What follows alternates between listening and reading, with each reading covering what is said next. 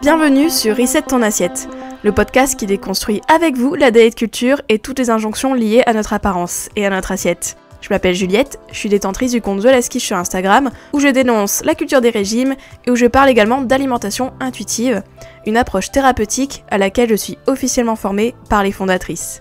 Je suis ravie de vous avoir sur mon podcast et je vous souhaite une très bonne écoute. Bonjour et bienvenue dans ce nouvel épisode de Reset ton assiette. Bienvenue aussi dans cette mini-série sur les complexes. Là on est au 2e épisode, n'hésitez pas à écouter le premier si ce n'est pas déjà fait. Le premier était sur la cellulite, donc celui de la semaine dernière. Et là cette semaine on va plutôt parler de la peau, notamment tout ce qui est vergeture, tout ce qui est cicatrice, tout ce qui est acné, etc. Parce que je sais à quel point ça peut être un complexe. La peau pas parfaite, etc. La peau marquée, etc., etc. Surtout avec cette époque de l'année où c'est l'été, souvent on a tendance à moins se maquiller peut-être, parce que voilà il fait plus chaud, tout ça, on va se baigner, etc. C'est peut-être moins pratique. Et donc par moment on peut être complexé de sa peau. Donc là je parle de la peau du visage, mais il y a aussi la peau du corps, bien sûr, les vergetures, tout ce qui est cicatrices, etc. Ça peut énormément complexer en fait, d'être plus au naturel, de montrer sa peau plus nue, etc., etc. Donc que ce soit visage ou corps. Et donc je trouvais ça intéressant aujourd'hui de parler de ça, de parler des vergetures, de parler des cicatrices, de parler de l'acné aussi, tout ça.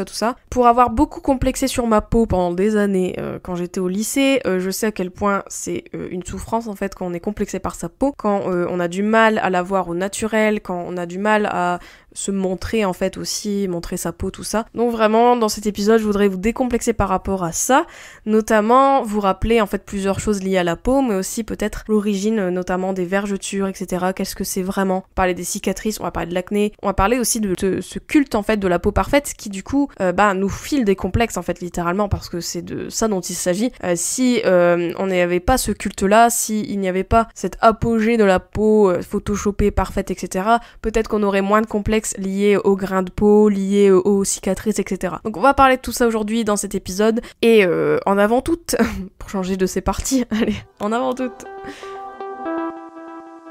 Alors vraiment déjà, si vous m'écoutez et que vous pensez à vous en disant « Oh là là, mais moi ma peau, elle est loin d'être parfaite », eh ben sachez que c'est tout à fait naturel. Vraiment, on nous a bassiné avec ce culte de la peau parfaite, ce fait que la peau devrait être lisse, devrait être nette, devrait être homogène, etc. Mais tout ça, c'est vraiment une construction sociale, encore une fois érigée par les magazines féminins, érigée par tout un business. Et ça on va reparler, mais vraiment gardez ça à l'esprit dans tout cet épisode, parce que je trouve qu'au final c'est un peu le nerf de la guerre de se dire ça, parce que vraiment une peau parfaite, sans cicatrices, sans acné, sans boutons, etc., ça n'existe pas, hein, à part la peau de votre poupée Barbie quand vous aviez 10 ans, mais en réalité on a tous une peau qui a des cicatrices, qui a des marques, etc., et c'est tout à fait normal. Déjà pour tout ce qui est les vergetures par exemple, je sais que les vergetures c'est typiquement un très grand complexe féminin, et c'est normal parce qu'en fait 80 à 90% des femmes ont des vergetures contre 40% des hommes. Il y a très peu d'hommes qui ont des vergetures. Nous les femmes, je pense que c'est aussi notre peau, notre élasticité de la peau, etc., qui fait que on a plus de vergetures, et surtout que nous, peut-être, on a aussi plus de variations de poids ou plus de changements corporels que les hommes aussi. C'est ça d'ailleurs qui crée les vergetures, parce qu'en fait les vergetures, si vous voulez, c'est quand la peau change de structure. C'est-à-dire que la production de collagène est diminuée et du coup on se retrouve avec ces vergetures. C'est un peu comme un élastique qu'on aurait tendu, et que du coup voilà il y a ce côté un peu relâchement, et donc cette belle marque dans le sens de la tension de la peau qui est du coup soit horizontale ou soit verticale. Du coup en fait c'est les vaisseaux qui ont commencé à se dilater, la peau a commencé à se dilater, à se détendre, et donc on a ces fameuses vergetures. Donc les vergetures c'est hyper courant, c'est quelque chose qu'on rencontre souvent à la puberté, à la grossesse, etc., parce que ce sont des moments où la peau se distend, notamment quand on est du coup une femme et que notre corps évolue. On commence à avoir de la poitrine, on commence à prendre du poids pour notre croissance, et aussi pour tout ce qui est répartition de la graisse, etc., pour notre possible reproduction, etc. Et donc forcément, on a des vergetures plus fréquemment. La grossesse pareil, hein, vu la distension du ventre, c'est sûr que beaucoup de femmes ont des vergetures, c'est normal. D'ailleurs, si vous êtes une femme qui a eu des grossesses et qui avait des vergetures, dites-vous que bon, au final, votre corps, il a été quand même hyper distendu pendant cette période, donc c'est carrément ok que voilà, l'élastique n'a pas trop tenu, si on peut dire ça. Et on n'est pas égaux face aux vergetures, comme tout complexe, comme toute chose en fait liée au corps, hein. Il y a des gens qui vont avoir plus de vergetures que d'autres, il y en a qui vont être plus marqués, etc. Tout dépend de la structure de votre peau, de votre génétique, etc., etc. C'est comme les cicatrices par exemple, ou l'acné, les cicatrices d'acné, ça dépend aussi de votre structure de peau, c'est-à-dire que si vous avez eu des boutons, par exemple il y a des gens qui vont marquer hyper vite, comme moi par exemple, parce que j'ai une peau mate, alors moi direct dès que j'ai un bouton, j'ai vite une tache par exemple. Voilà, moi ma mélanine typiquement, donc la mélanine en fait c'est tout ce qui est lié à la pigmentation de la peau, donc c'est une hormone qui intervient quand on bronze par exemple, et forcément quand on a la peau mate, bah nous notre mélanine elle est au taquet, et donc un peu trop des fois, donc c'est pour ça aussi qu'on a des marques par exemple. Et ça je parle de peau mate, mais c'est aussi valable pour des peaux plus blanches, etc.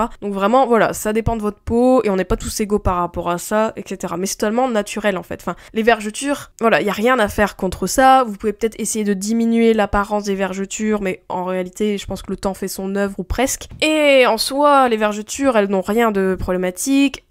C'est tout à fait bénin, c'est juste, voilà, une marque, c'est comme une cicatrice en fait. Et donc, c'est important de se dire que bah, c'est juste votre peau qui a marqué un temps de votre histoire. Moi, j'aime bien aussi parler de ça. Je pense qu'il y a beaucoup de gens que ça aide de parler de ce côté que, au final, les vergetures, notamment les vergetures liées à vos enfants, etc., bah voilà, c'est une partie de votre histoire, et c'est vrai, en réalité, voilà, la vergeture, elle montre juste qu'il y a eu une distension à un moment donné dans votre vie, et voilà, c'est juste ça. Je sais pas vous, mais déjà de le voir comme ça, de se dire, bah c'est naturel, c'est votre peau qui s'est détendue, etc., de comprendre l'origine, de comprendre pourquoi on a tout ça, pourquoi on a des cicatrices, pourquoi, voilà, on a des marques, des taches, etc., liées à des boutons, etc., bah, se dire que au final, c'est comment la peau fonctionne, ben voilà, y a rien à faire d'autre, en fait. Et au final, le complexe qu'on a lié à ça, c'est vraiment parce qu'il y a ce culte de la peau parfaite, dont je vais parler un peu tout à l'heure, plus en détail, mais en réalité, voilà, c'est vraiment quelque chose construit, quoi, hein. Y a rien de anormal, en fait, à tout ça, quoi. Et je voudrais revenir aussi, par exemple, donc j'ai parlé des cicatrices de boutons, mais je sais que les boutons, typiquement, c'est quelque chose qui peut être très handicapant, qui peut être vraiment une souffrance, etc., etc. Je sais que là, dans cet épisode, si vous avez des boutons et que moi je vais vous dire, ah, mais c'est normal, c'est naturel, etc., vous allez me dire, ouais, mais non, moi c'est une souffrance. Et franchement, si c'est vraiment une souffrance psychologique, n'hésitez pas à vous faire accompagner, parce que l'acné, par exemple, ça provoque réellement une détresse psychologique. De toute manière, je pense que tout peut provoquer une détresse psychologique, ça dépend vraiment de vous, en fait, au final. Mais je sais pertinemment que l'acné, ça peut vraiment être, notamment quand on a ça, quand on est adolescent, etc., bah, c'est très dur à une époque en plus de notre vie où les gens sont plus cruels aussi, ont tendance à plus se moquer, etc., on commence à plus pointer les imperfections des uns et des autres, etc.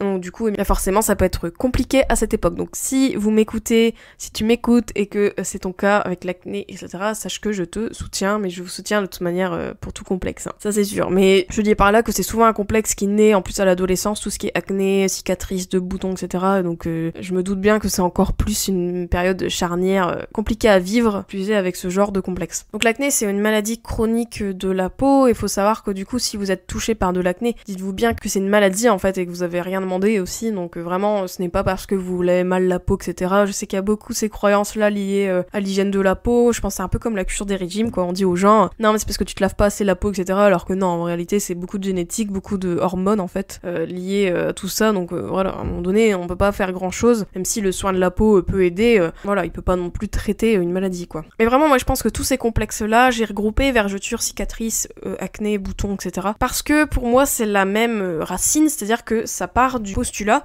que toute peau devrait être parfaite, toute peau devrait être blanche, homogène, toute peau devrait être lisse, nette, etc. Alors que c'est pas du tout le cas quand on regarde la peau en général. La peau, c'est un organe en réalité, elle évolue, elle rougit, elle marque, elle s'assèche, elle se graisse, etc. Enfin, et réellement, je sais que la cure des régimes aussi s'est emparée de ce complexe-là de la peau en disant non, mais c'est parce que si t'as des boutons, c'est parce que tu as mangé du chocolat, si tu as des vergetures, c'est parce que tu n'as pas mangé assez de fruits et légumes, etc. Franchement, tout ça, ce sont vraiment des croyances de culture des régimes. Vraiment, prenez des pincettes avec tout ce qui est croyances alimentaires liées aux problèmes de peau. Moi, je trouve qu'il y a beaucoup de bullshit en fait dans tout ça, hein, faut le dire. Je pense qu'il y a un business en fait derrière, hein. Moi, je pense vraiment que tout ce qui est problème de peau, etc., il y a quand même une grande part de génétique une grande part hormonale, une grande part aussi environnementale. Dites-vous bien que la culture des régimes a bien pris en main ces complexes-là à son avantage, donc ça aussi je veux mettre en garde par rapport à ça, je trouve ça important surtout dans mon podcast, donc moi je vous le dis. Mais vraiment, prenons du recul par rapport à ce culte de la peau parfaite. La peau parfaite n'existe pas, regardez autour de vous, regardez les gens pas maquillés, regardez les hommes qui ne sont pas maquillés, regardez leur peau, la plupart du temps, ils ont des points noirs, ils ont des boutons, ils ont de la peau rouge, etc. C'est juste que les hommes, on s'en fiche un peu plus. Nous les femmes, on a cette injonction à avoir une peau lisse, une peau nette, une peau brillante mais pas trop, une peau nette mais pas trop quand même. Enfin vraiment, il y a vraiment plein d'injonctions à la minute liées à la peau. Donc gardez bien ça en tête que une peau nette, lisse, déjà, c'est pas possible, et de deux, il y a quand même toujours ce côté de peau homogène, etc. Une peau photoshopée, alors qu'au final, une peau photoshopée, ça n'existe pas, c'est photoshopé. Du faux, c'est du fake. Donc vraiment, vous laissez pas influencer par toute cette mode du fake, du filtre à outrance sur TikTok, etc. qui montre une peau lisse parfaite. Ça n'existe pas, cette peau. C'est une peau idéalisée, c'est une peau créée de toutes pièces par l'ordinateur, quoi. Mais en réalité, dans la vraie vie, vous regardez la peau de n'importe qui, vous verrez très bien que tout le monde, voilà, a des imperfections entre guillemets. J'aime pas ce terme d'ailleurs, mais voilà. Juste regardez autour de vous, habituez aussi vous à votre peau au naturel, c'est-à-dire que si vos complexes sont liés à votre peau naturelle, n'hésitez pas à plus vous voir au naturel en fait, à essayer de trouver du beau dans tout ça, parce que au final, même les vergetures, je pense qu'il y a beaucoup de gens maintenant qui commencent à voir les vergetures comme elles sont et du coup trouvent une certaine beauté dans les vergetures. Vraiment, dites-vous bien que la beauté c'est une construction sociale, donc la beauté de votre peau, etc. c'est aussi une construction. Votre peau elle est belle, ça dépend comment vous la voyez en fait. C'est vraiment une question de regard et de perception encore une fois, c'est comme le corps en général.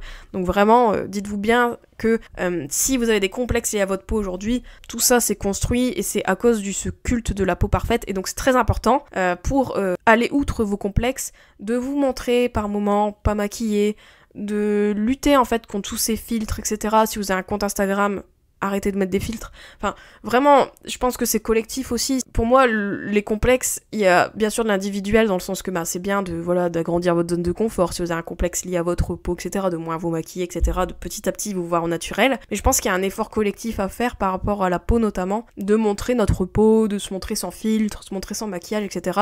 Plus on le fera et moins on sera complexé, et aussi plus on sera au fait que il y a une peau non maquillée et voici à quoi elle ressemble, et à l'inverse, il y a une peau maquillée, c'est tout quoi, une peau maquillée, c'est une peau maquillée en fait, mais c'est pas une peau naturelle. Et pareil pour les peaux photoshopées, ce ne sont pas des peaux naturelles. Vraiment, rappelez-vous que la peau n'est pas nette ou lisse, etc. Les vergetures, tout ça c'est totalement naturel. Encore une fois, il y a un business derrière, il y a des magazines féminins, il y a des crèmes, il y a des lotions, etc. pour vos vergetures, pour votre acné, pour vos boutons, pour vos cicatrices. Il y a vraiment un business, donc vraiment gardez ça aussi à l'esprit. C'est comme le cellulite, pareil, il y a un gros business derrière. Et rappelez-vous que si vous n'aimez pas votre peau, vos vergetures, etc., demandez-vous, mais qui a décrété que c'était pas beau en fait ? Qui a décidé d'imposer cette injonction, en fait, ce complexe aux femmes ? En réalité, quand on creuse, oui, il y a le business, mais il y a aussi une logique patriarcale aussi derrière, parce que voilà, si on passe notre vie à avoir peur de nos vergetures, de notre peau naturelle, qu'on pense qu'une femme belle, c'est une femme maquillée, si on pense qu'une femme doit se maquiller, etc., elle doit pas montrer sa peau, etc., etc.,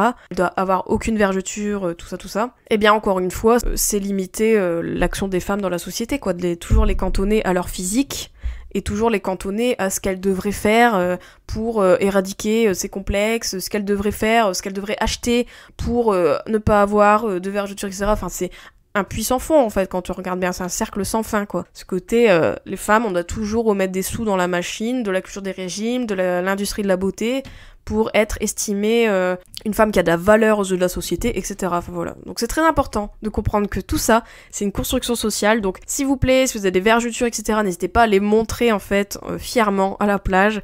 Si vous vous sentez concerné par les vergetures, les cicatrices, les boutons, tout ça, dites-vous bien que c'est naturel. Donc vraiment, on chill par rapport à ça. Soyez fiers de vous. Vous n'avez rien à changer. C'est plutôt la société qui devrait changer et qui devrait arrêter de nous imposer des dictates sortis de nulle part. Tout ça pour nous vendre des trucs et limiter nos actions dans la société, voilà.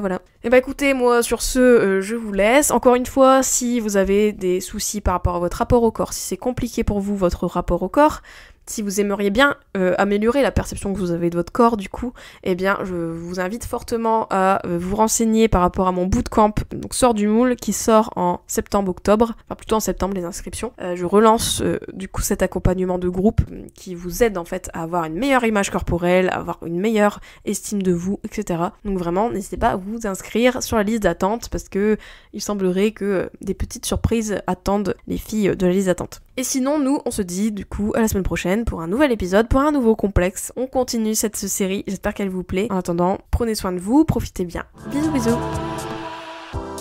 J'espère que cet épisode t'a plu. N'hésite pas à le partager et à lui laisser une super note sur toutes les plateformes si c'est le cas.